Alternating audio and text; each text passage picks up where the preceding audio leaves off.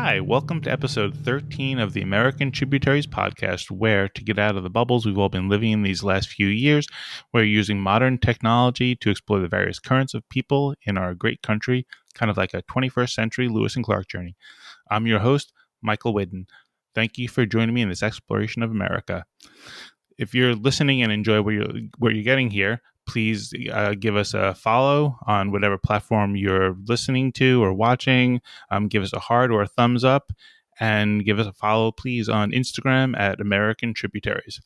I'm so very grateful today to be joined by Leslie Phillips. Leslie and I have known each other for many years, going back to, I think, 10th grade English class at Smithtown High School East. One of the things that made Leslie, I think, unique, at least in my eyes, was, I think, her ability to, provide emotional support and listen. And I mean, she was always a good friend, but this, I think, was what distinguished her. So it was no surprise, certainly, when she went on to become a psychoanalyst here in the New York area. And I think in light of, all the craziness that's been unfolding around us for the last few years, it seemed like a great profession to learn more about. So, Leslie, thank you so much for joining me today. How are you doing? I'm great. Thank you. It's nice to be here. Yeah, thank you. So, I have actually started seeing a psycho. I think he's a psycho analyst. I'm not sure the terminology, but I guess that's the first good question. What are the different, like, if somebody's having a problem with their emotional well-being, what are the different choices that they have? Like psychotherapist, psychoanalyst, psychiatrist, like what are all the different possibilities? That's a great question. So all of the ones you just mentioned could do psychotherapy. Mm-hmm. They're trained in psychotherapy. Main difference is a psychiatrist is trained in medicine. Mm-hmm. They'll go to medical school. They can prescribe, can also do psychotherapy with their training. They can become psychoanalysts as well with psychoanalytic training. Psychologists go to graduate school for psychology and study also psychotherapy, but focus maybe more or with additional studies in research. And then social workers go to graduate school. They learn psychotherapy, more of a social advocacy side, maybe more of the sociology picture, a bigger picture of not just the individual, any of them, depending. Mm-hmm. And then within the psychoanalytic field, there's so many different types of psychoanalysts. So I think a lot of times when you think of psychoanalysts, people picture Freud or a New Yorker cartoon with, well, New Yorkers might picture a New Yorker cartoon with, the old man sitting on the couch, like snoozing behind the guy lying on the couch. And it's not like that anymore. So within that, there are so many different choices. What I think is most important is finding someone that you feel understands you and that you can talk to comfortably. That's really such a key part, I think, the relationship. And there's two questions. First is, so what's the difference? Because I've stumbled upon this problem, you talking to you, like what's the difference between like the psychotherapist and the psychoanalyst? And maybe you mentioned it before, but I didn't catch it. Nope. A psychoanalyst has to go on for additional training. It's usually a 4 or 5 year program after graduate school. And it's 3 parts. You have to do your own analysis and see someone who's in analysis. So there's that part of actual experience for yourself and doing the analysis. Then there is the coursework, which is didactic over the 4 or 5 years. And then there is supervision, where you are supervised weekly with people who are in psychotherapy or psychoanalysis. Traditionally, psychoanalysis was, dictated by a couch and 3 times a week or more. Now it's thought of more as the type of work and the depth that you can get to, dealing with the unconscious and subconscious. I am a relational analyst, which means our focus is more on the relationships and belief. Like Freud used to be more of, a drive-driven theory. Like we all have similar drives, anxiety, death, sex, aggression. Relational analysts focus on the early life relationships that create who we are. we feel that that really is one of the most motivating forces on who we become.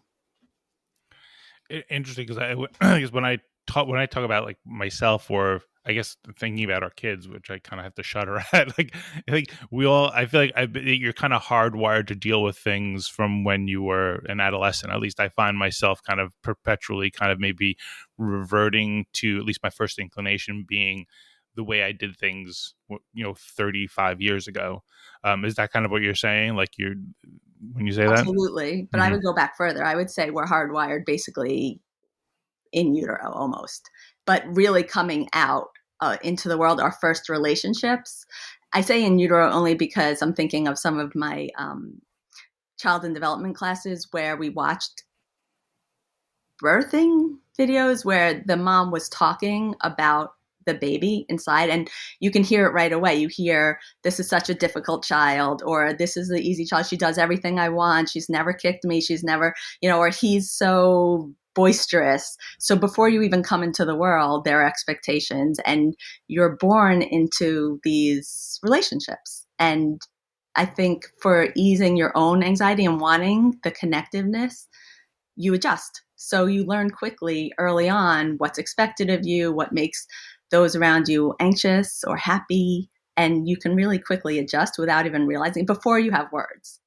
So that I think also is partially explains a little bit, maybe hopefully, about psychoanalysis. We're looking at that, and it's things that maybe have never been spoken or even formulated in a way, like they just kind of exist in you and that's who you think you are, but maybe there are reasons, and maybe they were really great reasons once upon a time because it made everyone around you happy or it reduced your anxiety, but now you're out in the world and like it's a different place than where you grew up and it's not working so well anymore. So in psychoanalysis we look at that. Okay. And then, so a psychotherapist doesn't necessarily have the same level of training. They could, Mm. not the same level. It's like Right. just different paths. Like psychologists get their PhD, so Right. they have a lot of training. It's, I think, a little bit the use of that subconscious and also the relationship. So Mm. the relationship between the therapist and the patient is really looked at and used, because if we're going to figure out like how you react to the world and what your assumptions are about how people are going to react to you, what's better than right then and there in the relationship, because you're having a relationship, even though it has its, frame and limits and prescribed way of being, it's still a relationship with a person. So it's like data right then and there. Like we can talk about what just happened and things that you would just do and not think about. But I'm sitting there trying to really observe the things we're not talking about, the things that might happen just underneath consciousness. Okay. It seems in the last few years, obviously with the pandemic, a lot of people in the medical world and have moved to the video engagement with like patients.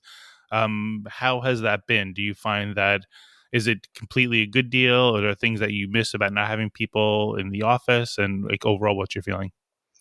I was surprised at how easy it was in a way. Like it really was a quick transition for so many people. I'm back in the office part time. So 2 days a week I'm in the office and 2.5 days I'm here at home. And it worked because we can still talk in that way and very in depth and explore and be curious no matter where we were. The part I missed was the feeling you get when you're in the room with someone, the unspoken. Um, there's something about that, I think, The that tics, the can't body be language, replaced. the posture. Exactly. Yeah. And you just sometimes get a feeling, and I use those in my work. So I'll say something about that feeling. It's a little bit harder sometimes on Zoom, right? But it worked well. I see couples also, and I was afraid mostly for that, because usually with couples, you can hold the attention of the other person through body language or eye contact, and you can't really do that. But actually, that worked out well too. So I think it's been overall positive, but I do feel like there's a difference. Some people that I very much respect their work have not found the difference at all. So it could just be the way I work, but I like I like, I guess it's also a matter of like quantity versus quality, and not in terms of like, how much, but just, I guess, if people are more inclined to see you because they don't have to like, make the 20-minute drive, mhm. then in aggregate you're probably better off than, and you probably get to see more people than if you require them to come to the office. People, some people are not eager to come right back. Right, right, You're yeah. right. It's an adjustment. I'm up in Westchester, New York. So, you can drive 20 minutes, you can drive 30 minutes to see me, then spend 45 minutes with me and then another 30 back. It's a chunk of your day Hmm. versus clicking on at lunchtime and clicking off, or, Yeah, it's a difference. yeah. So I've been seeing somebody, and the thing that I guess I've been wondering is there any utility to like an analyst or your therapist, like going through your social media? Like, is there like, do you like, would as on the clock, like, do you think you could tell something about somebody by kind of like, oh, I've looked at your Facebook posts over the last week and we definitely need to talk? Like, That's so or is interesting. anybody doing that? Because I kind of feel like you can either, I mean, especially like the rage, like, because if there's, and again, because I think social media is not, say, somebody, if you see somebody raging on Facebook, that doesn't mean they're that angry, but they're choosing to release their anger on Facebook. So would that even become like a new avenue of the profession to be like, I'm going to actually diagnose you, at least engage you with an eye towards looking at your tweets and your Instagram posts and everything. Why are you showing off so much? I don't think I would ever do that. It, I'd not ever do it on my own. I wouldn't. If right, someone right. brought it to me, certainly, Uh, absolutely, it's something useful to look at. People have brought me tweets. People have brought me, things that they've written mhm, or posts but I want to, I would hope that would come into the room anyway, right. through what you're talking about, through, and maybe showing me, but on my own, I don't think that, I don't think that would be useful Mhm, because I want to understand through the relationship, through what's going on in the room with us. And hopefully, we would get to all of it. Like, oh, the rage is all coming out online, or you feel victimized in this area. Like, okay, let's understand that together. right. Well, I guess the other question is, do you feel like in the last few years, people are referring to their social media activity more when they talk to you? Hmm, that's a good question too. I don't think I've thought about that so much. I Like, think I see more. you You know do? what I see more of? Well, one of the things that was interesting over Zoom is I see more, right? I see people's homes. I see how they interact with their pets and their other people in their homes, or they can show me things like, oh, I've always wanted to show you this corner of my house or this plant. Um, but social media, I think it's more of the emotional reactions to it that I hear about, and how they're using it than actually seeing it. Like I said, I've seen text, I've seen pictures, but that's about it. Okay. I mean, it's a different world. Like, I think back to, it might even apply to you in your life, but I know, like, for me and like Christy, my wife, like, we met before there was even email. So to me, and when you think about now, when you think about text messages and the accessibility of the phone and Mhm. Facebook and all this stuff that's out there, it seems that like human interaction in general it's completely different than it was a generation ago. And you couldn't necessarily say that about like maybe even us and our grandparents. Like the courtship between people when I met Christy was kind of not that different than what it was for my parents or grandparents. It was, a phone call to see if you could have a date. It was drive up with the car. It was go out. It was hearing rumors from people through third party people. It was writing notes. It was the same. But now between us and our kids, it's completely different. Even us and peers who, might be in the dating life or just in the regular friendship life is totally different. Yeah. Has that worked its way into your world as far as talking about the Yeah, different that is ways of human definitely action? Yeah. all over the place, because everything is so open and public in a way, in a relationship. When do you change it to not in a relationship? What does it mean? It's all just saturated in who we are, I think, now, and what's your persona out in the world and who you really are, I think also is something we explore in analysis, and in therapy, in any therapy. And it seems to me the other part of it is also like we human beings, and I'm going on a limb here talking to an expert, at least somebody far more expert than I, but like we are wired to kind of deal with a certain number of people in our group, in our tribe, and it could be 100, it could be 150.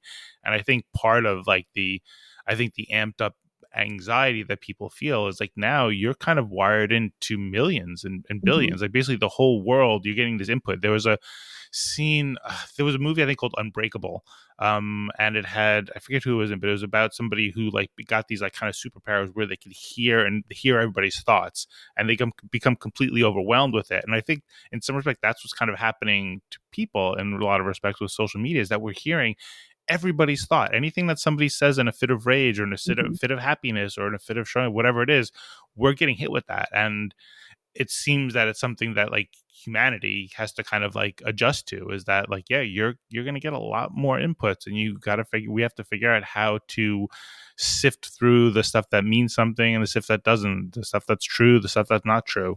Yeah. Well, and how to hold on to yourself as well in all of it, right? Like who you are and the flexibility you have to take in or not if you don't want to, if it doesn't help you. But I'm thinking of the tribe too, and I'm thinking of all the teenagers or even my own kids, whatever, like, oh, my friend. I'm like, who? Well, I've never met them, but we text. I'm like, what? Is that a friend? Help me understand. Like, what's the connection? And yes, in some ways, right? Like, I had to travel to Seattle with my daughter, and she's like, let me just contact a friend to see where we should eat. And I was just like, okay, how do you know someone in Seattle? She's like, oh, well, I'm like, is that a friend? I mean, the person helped us and they chatted, and maybe, Yeah. like who am I to say really? So it's really just understanding, who you are in the relationship, what it means, what you want to take in, what's important. I mean, I like I've said, but privately to you, like, I love what you're doing here, just getting to know other people. I think that's so valuable. And so what the label is, what voices we're hearing, who we are and all of it, I think it's complicated, but it's important. Yeah. Yeah. So what was when way back in like, 10th grade, I forget who our teacher was, but like, did you know in high school that this was going to be your field of study? And like, if not, like what was your pathway to kind of realizing this is what you did want to do? Always wanted to Really? be a therapist from Really? the beginning. I mean, early. So yes, so I always knew I wanted to be a therapist. I loved listening. I loved trying to help people. Didn't think I could help enough. Always wanted to help more, but obviously I was a teenager, and what can you do?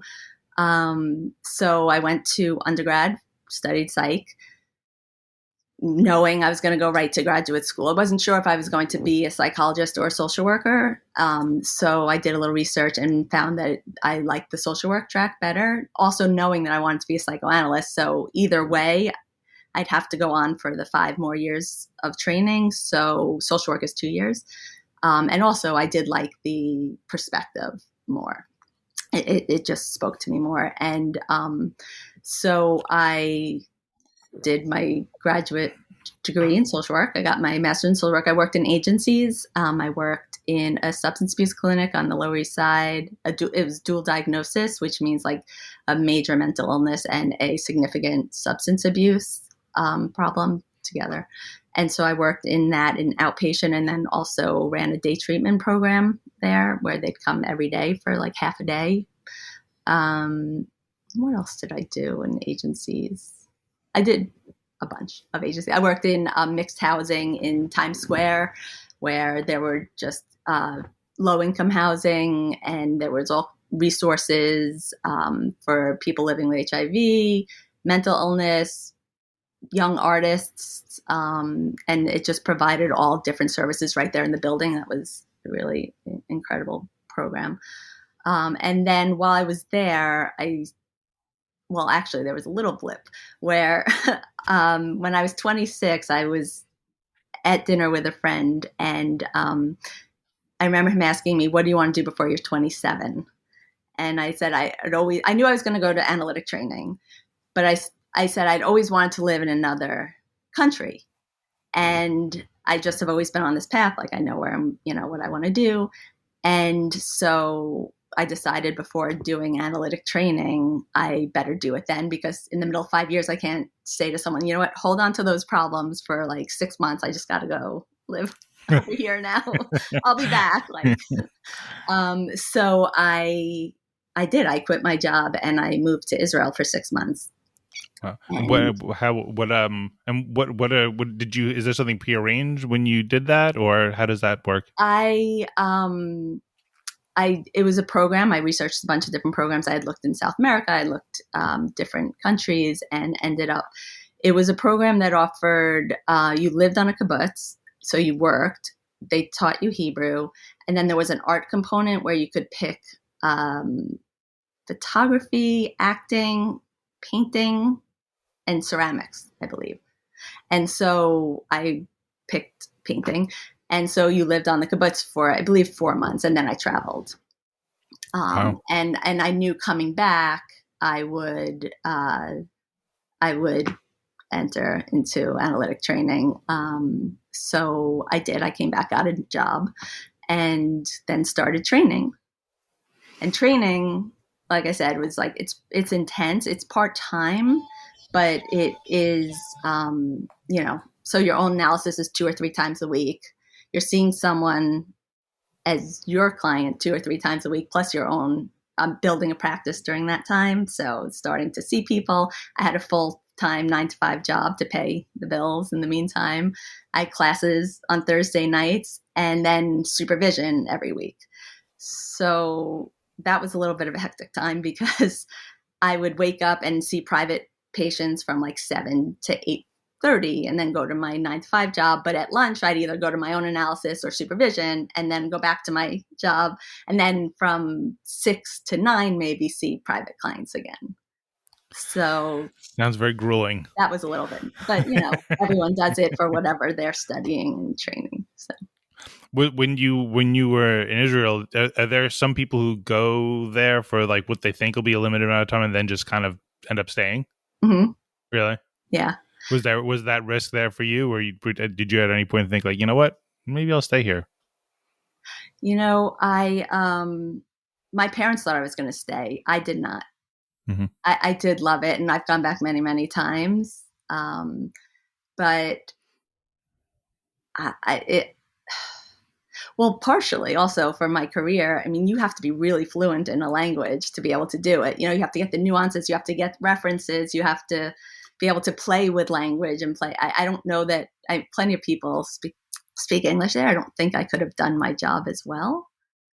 But also, I think it's a hard life in some ways, and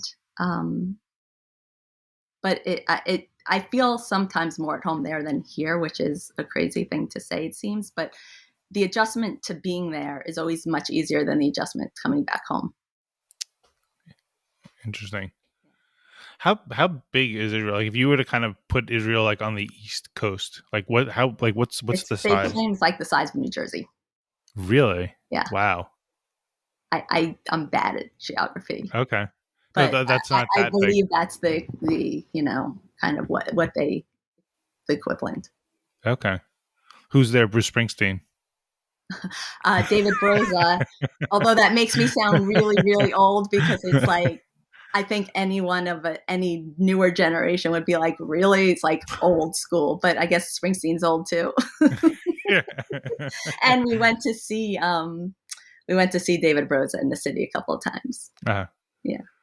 And the climate there, like, is the climate similar to, like southern Italy, or is it more like what is it like? Depends on where. I mean, in the north, there's Mount Hermon. There's snow on it, and Jerusalem is more desert-like. I mean, it's not, but it's like Los Angeles kind of weather. Probably, although it can. I've been there and it snowed. Jerusalem was covered in snow. I remember, and I was in Tel Aviv once, and I was on a bus, just going to like the mall or something, and it started snowing, and everything stopped, and they opened all the windows on the bus, and like all the traffic stopped, and everyone's like hanging out the windows, and I just wanted to get to the mall. I was like, I don't care, it's snowing. Jaded New Yorker. It was so incredible, but it was beautiful. So there's a range, but it's tends to be not snowy, more Uh, more warm weather. okay. And then I think thinking back to those days, I mean, after 9/11, you were helping out with like you provided some help after that for a while, right? Mm-hmm. How long did you do that? Um, Probably 3 months. Okay. I went down on September 11th. I was living on the Upper West Side at the time, and there was a Red Cross. And I think they're probably still, I don't know, in the 60s, maybe high 60s. So I remember not knowing what to do, like so many people, and wanting to do something. So I figured maybe I could help. And I went down, not sure if that meant just giving blood or volunteering. And when I got there, there was someone asking that was organizing was asking for any mental health workers. So I went and started September 11th actually. And the first night I was in, like, helped set up a shelter down near Ground Zero, and unfortunately, only one person had come by because at the time there weren't a lot of people that needed shelter. And then the second day, I was put in a call center in the Empire State Building, actually, and taking information about who people lost, like what they were looking for still. And while we were there, actually, there was a bomb threat to the Empire State Building, so we had to evacuate from the call center. But that was a moving, like answering all the calls and talking to all the people. And then after that, I was placed at the Armory, which was one of the main sites where people would come to report people who were missing. So they would wait online, and my job was to kind of police the line, or like walk up and down and talk to people. If someone was having a hard time, take them into a private room. In the meantime, talk to them, help them wait and help them report who they were missing. That I can't imagine how difficult that must have been. It was, yeah, it was, it was difficult. And this is like a mixed thing, because on the one hand, you feel guilty because I got so much out of it, and it gave me something to do in such a time of crisis. So I felt lucky. Like I had a purpose. I could be doing something. I could help people. And I knew so many people were suffering at the same time. It was horrible for that part. But I was able to, at least do something at a time when the whole city was just in crisis and shock. One of the best things that came out of it is one of my very closest friends was my supervisor through the Red Cross. She was a longtime volunteer. And so at the end of the day, you have to debrief, it's called, and talk about some of the things that were traumatic so you don't get re-traumatized. And so I would debrief with her. And then one day she actually had a very difficult time, and she came to me, and we've been friends ever since. Wow.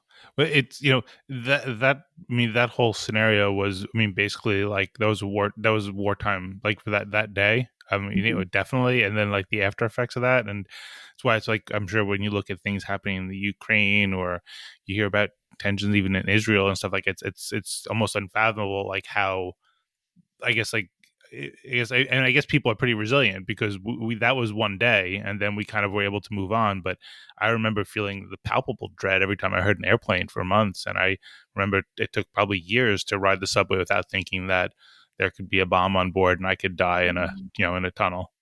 Yeah, it's traumatic, right? It Yeah, really is. yeah.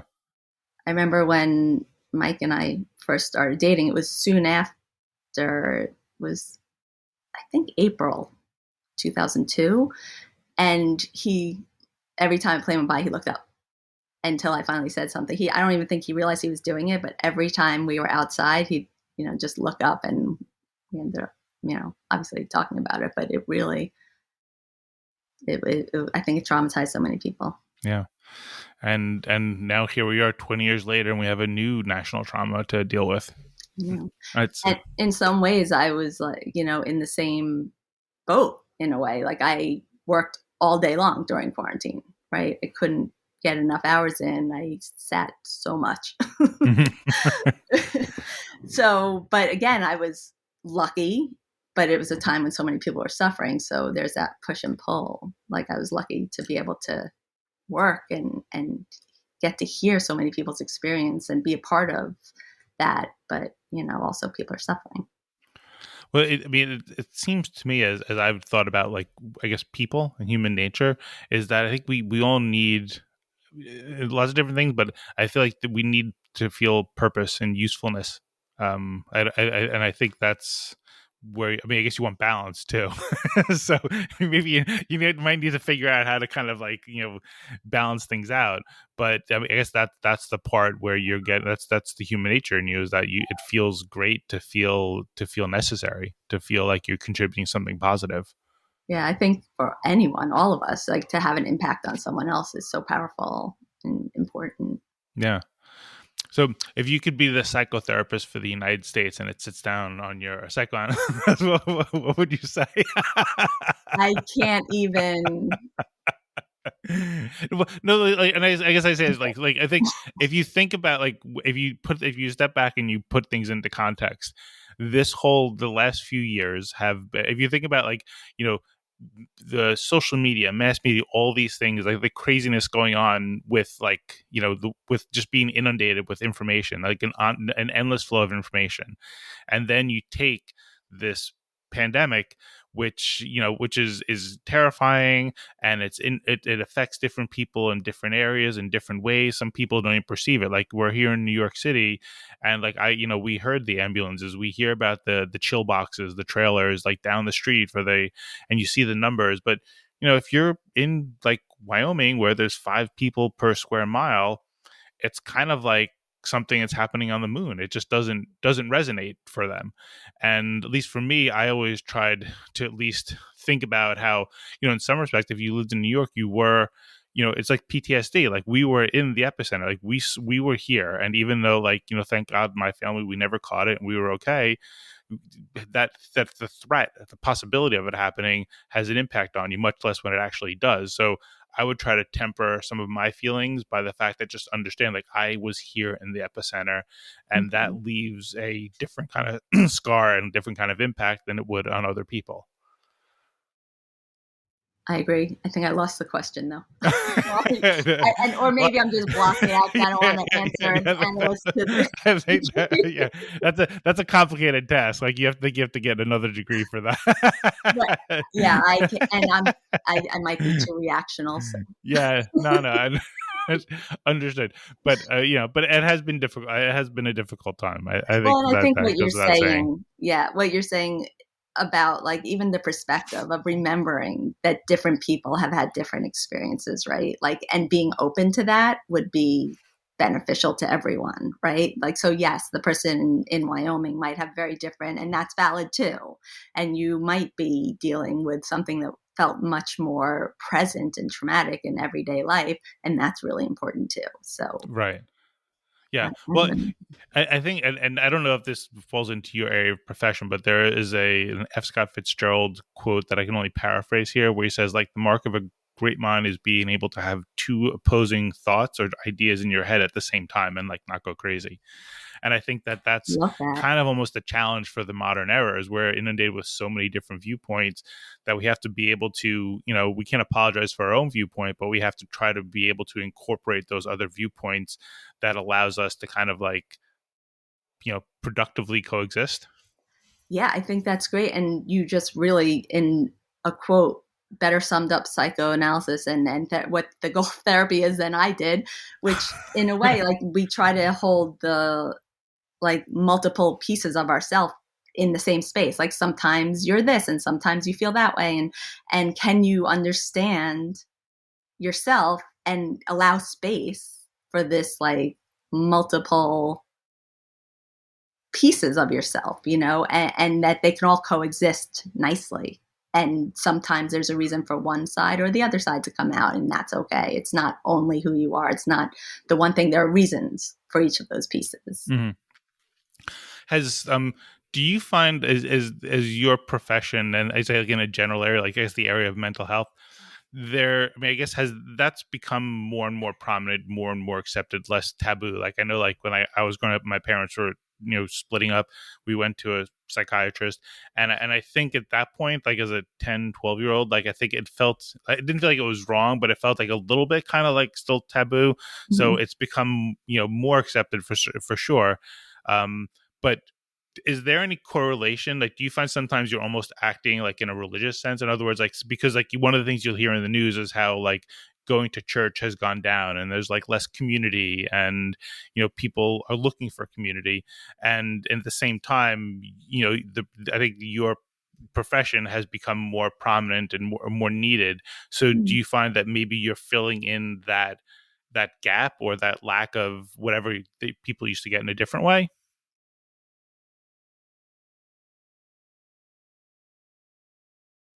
Like, Um, do you find yourself sometimes feel like I feel like I'm a pastor or a minister, like you're I don't because feel you're like helping the that, spirit? No. but the reason I paused is I was thinking about like the role and what that fills in. And I was thinking, ideally, we would fill that in for the person would then find that for themselves. I don't have the right words for it, but there's something about what you're saying that resonated, and I don't quite have the word, but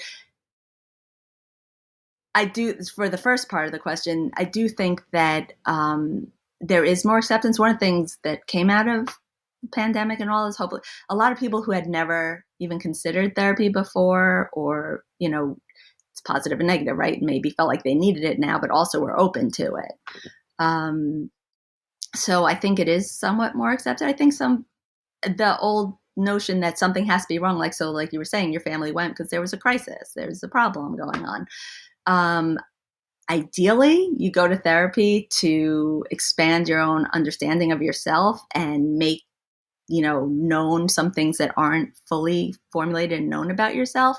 So then you have more flexibility in the world. You can go out and be like, oh, here I am again doing the same freaking behavior, but I know why. And maybe I'll choose this option, or maybe I'll do it again because that's what's comfortable. But you have a little bit more flexibility. So ideally, you prevent the big crises from happening. You can't prevent all problems in life that happens, but it gives you a wider range of ways to deal with it, of ways of being yourself, of ways of saying what you need and showing yourself to others. So I think that ideally, I'd like to see therapy thought of as a way just to prepare you to be more fully present and alive in the world, and have options. You know? Yeah. So is that, I guess, is what you described, is that something like, I mean, everybody, be nice, I'm sure, for the profession if people just like always, or like would saw you, but there must be a point where you're like, I enjoy talking with this person, but they don't need me anymore. Like, is that the point where you're like, I'm happy to keep talking, but like you got this, you don't, or is there always a need? Is there always a Is there always an like is you when you're Oh, is if there always somebody a comes need? in, is it like what? So that's so interesting. I'm actually in a reading group, and right now the book we're reading is called Good Enough Endings. So we're talking about, it's called termination. And so I'm in the middle of thinking about, like, when do people end? Why do they end? And I personally believe that you do end therapy at some point. Um, it could be a long time. One the analyst who runs the group, who I hold very high esteem, he's brilliant.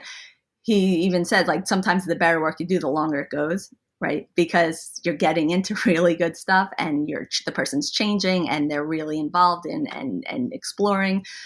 But I do think that there's a point where I've said to people, so you're saying everything I would say to you, or clearly this, and this have changed. And how do you feel about it? And, the way you're handling this, and let's talk about it. Let's talk about ending.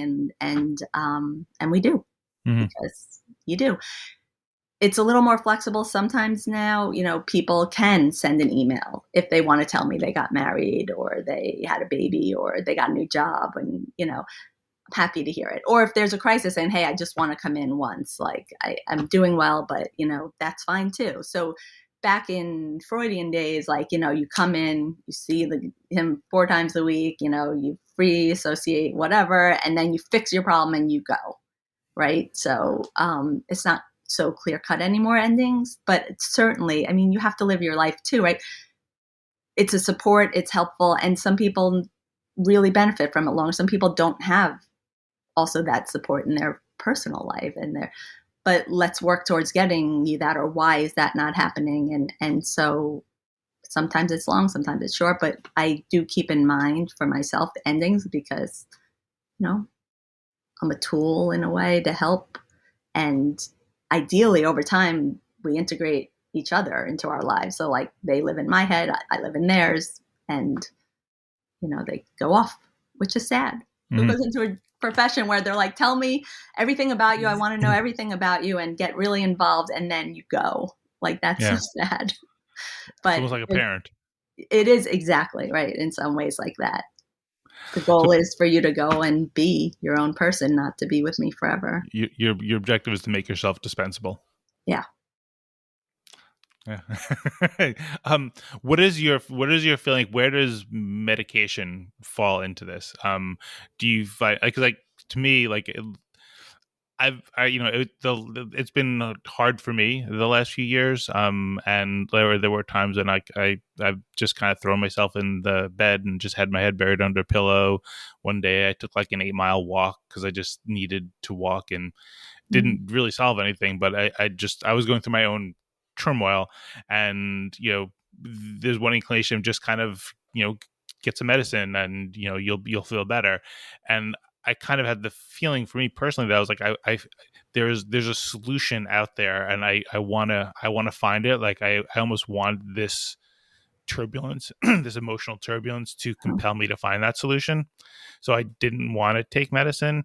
But like, maybe I should have talked to you back then. You might have said just do it or not. But like, what's your feelings about how medicine, kind of the interplay between that and what you do?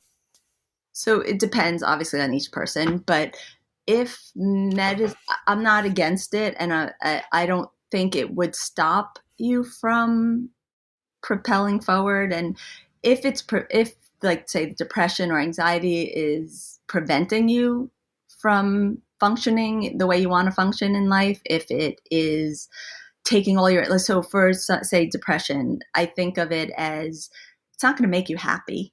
The pill isn't going to make you happy. It might level the playing field. So like someone that's depressed might start the day like at a bottom of the hill, and they like to get to wherever they're going, they have to push the rock, like this huge boulder, all the way up to start where everyone else is starting their day. Not everyone, people that don't struggle with depression. So like all the energy they took to start the day at starting level of everyone else, now what are you going to do for it? Like, shouldn't they, have the opportunity to start here too?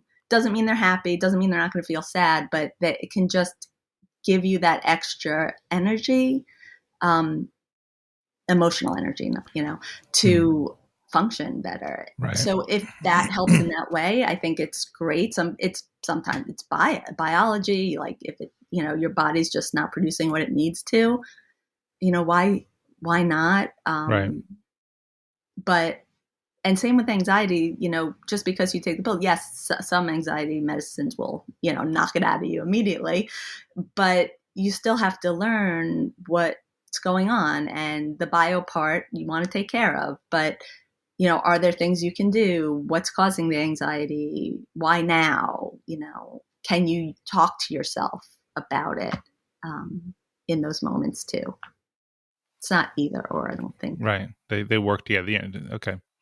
And then I guess what do you, I mean, now that you have a solid, like extensive career, like, is it what you thought it would be? It is. It is. Yeah, it's actually, I feel very lucky. It's hard sometimes, right? So, during the mid of quarantine, when it was like constant, and I felt like we were just here all the time, and it was exhausting, but also exhilarating. Like, in a way, what's better than a job where people are gonna take a chance and share with you the things that are upsetting and shameful, um, hard to accept about yourself. And they're going to take a chance and trust you and tell you these things that are so hard to acknowledge about themselves. I mean, how lucky am I? Like, how fortunate to be a part of that process and that journey for them. I get to witness it and I get to be a part of it. And so, yeah, like it's the best job. That's great. So you're doing that's wonderful. And what would you say? Because I've always found, like, I think when you're assessing your professions that you want to go into, that the I guess the best part or the sexy part or whatever it is, like, that actually shouldn't be what makes you decide to go into it, because there's also like the worst part. And like, and when I look back at my career choices, I think it would have been helpful to not just be attracted to the best part, but also like what's the worst part of it, because that, I think, inevitably seems to make up more of the job than you think it does. So like, what would you say is the worst part of your job, just like in a general, like, day-to-day sense? Well, when I was the most busy and not making enough time, because I felt compelled to just try to see as many people as I could, I found at the end of the day, like, I didn't have enough left for me in a way, because I heard other people's stories all day. I was involved with their lives all day, but then I'd go down to dinner and I hadn't read the news yet. I hadn't read a book for myself. I during the day, like in these 45 minutes or an hour, like I don't get texts, I don't get email, I can't check the news. So I'd come down to dinner. I felt like I had nothing to offer. I was like, I have no stories of my own for the day. I can't talk about any of those stories. So that felt to me recently like the biggest struggle, and now I'm rebalanced my life. But the other hard part is, well, it was, I think, building a business also. In school, I learned all of the analysis and psychology and social work, but no one ever says, hey, you're starting a business. Like, maybe you want to learn how to do billing or run a business. There are legal papers involved. I'm like, are there? Health insurance, like, you work for yourself now. What are you going to do? Oh boy. That's not, So oh gosh. So how much time you meet with people for 4 hours or whatever, just hypothetical day, you have 4 appointments, 4 hours, whatever. How much time are you spending on the office work and, I don't know, taking notes? Like, how much of the day is not in session with patients? it's not so much. I probably spend about 5 or so minutes taking notes at the end of the day. If I am lax, it'll be the end of the week. But and then it takes longer. But for every 45 minutes or so, probably like 5 or 7 minutes of note taking, Mhm. and then billing at the end of the month. So Okay. And I probably should have asked this maybe long ago, but like, is it easy for you to turn on or off your analytical side? Like, are you it talking it to me now, being is. like, "Oh my gosh, Michael, like, you really need to I think up it those is. sessions," or like with talking with your friends? Like, are people like, what is it like for you socially, for you and So for it other used to be a people cool talking to bar you? trick. Like when I was single in my 20s and dating, I was in the middle of social work school, so I was like learning all about how to interview, and so I'd go to a bar and I get people to tell me anything about themselves. But I do find it feels separate to me, and sometimes I always thought maybe I'd be a better analyst if it wasn't so separate. Like if I was always thinking that way and trying to figure out, but I think it's better for my family, and you know, I'm sure they already feel like I probably ask way too many questions, and I try not to be too intrusive. But there's a side effect of my job. But I don't feel that way when I'm with friends. I probably sometimes, maybe even in the past, have overdone, like just trying to give advice or things I wouldn't necessarily do. But I think it's mellowed out, and it's just, I think they coexist separately and nicely. And I can't help it, like you said, which I appreciated, such a kind introduction. I've always been listening and curious, so I don't think that changed with my friendships. But I don't think what's really going on here. What was her relationship like with her mother? It's always the mother until I became mother. Now it's the parent, actually. Yeah, no, it's the child. It's not the parent. The parents are fine. Right. Well, but it is really different. Like I think back now that I'm a parent, I I look back at, I'm sure, a lot of the stuff that we might have talked about when I was, a teenager, talking to you about like life, and I never realized how hard it was to be a parent. I mean, and I don't think you can, but when I think back to like my mother watching three boys, Monday to Friday, um, I think about how hard it is for two parents to watch three kids here, and I don't know how. I don't know how I understand now why she lost her sense of sanity. There were other things going on, but it's a hard thing, thankless job. And I don't think it should be any other way. I mean, your kids you're raising them to leave the nest, so you're scrambling to kind of give them strength, give them support, give them a platform to make that launch. But it seems never ending. And when you talk about like for you not feeling like you have much, like I feel like as a parent you oftentimes feel like you don't really get any time at all. Like it's I mean, and you think you don't. Like I see those parents with like young kids, and like I remember being that age, having the kids that age, thinking, oh, it's it can't get any more challenging. And then like as the kids get older, it's like, oh no, it does. And I think it's not even necessarily just them. I think there just doesn't seem to be enough hours in the day. I feel like what you happen now is when you have older kids, it's like now they're up at all hours, and they need you at all hours of the day. So we find it very hard to just have an hour or two to watch a TV show. Yeah. And or much less talk and have dinner. Like you can't do that at home. You don't get to decompress, at least not in our apartment. Yeah. so that's why I'm seeing a therapist. All good.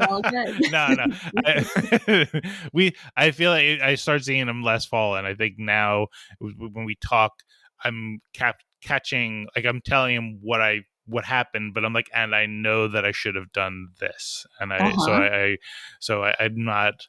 I at least feel like I'm getting clarity on myself and how I perceive myself. It's amazing. I've always been impressed with you because you've always, continued to reassess. If it's okay for me to say. Oh, please, yeah, it's okay. Yeah. I just said I separate, and now I'm like, let me tell you. I'll have to reassess myself later. This is Humanity Unplugged. So go ahead. But I do think you've always thought about who you are and who you want to be, and been open, and it's such an incredible trait and respectable trait. I think that I'm sure your family benefits from seeing you do that and who you are. It depends on the night, but thank you. Oh, yeah, it all depends on the night. Yeah, or the hour of the day. So I guess I have to be wary of a repairman coming to fix our oven in a little bit. So we should wrap up, and I'm sure you got other things to do. Before we finish up, I always like to ask, like, what gives you hope at the end of the day? Like, what gives you the energy to kind of go forward, to believe, tomorrow is worth waking up for? I told you this is a hard. I don't think I can exactly say, but I do think it may be part of what I was saying about what I love about my profession is that, knowing that people are out there, trying to understand themselves, hear other people, right? Being open to new experiences, like getting to see people struggling and getting better and trying to, change, as hard as it is, it's so hard to change. There's so many reasons not to change. And, it's hopeful that people are out there trying to make the world better. Some people. And, and well, most people, I think their intentions are just, we have different ideas of what that might look like.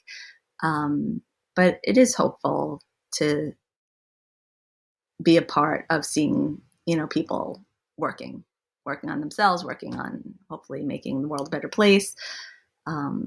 Little things like I feel hopeful it's spring, and I've worked very hard on my garden, and little buds are popping up. So that makes me very happy at this time of year. Mm-hmm. I never know what it is. I'm like, is that a weed or is that? And I'm like, should I pull this or should I wait and see what it's going to be? So that's kind of, maybe sums up how it feels like, just being open, seeing what comes.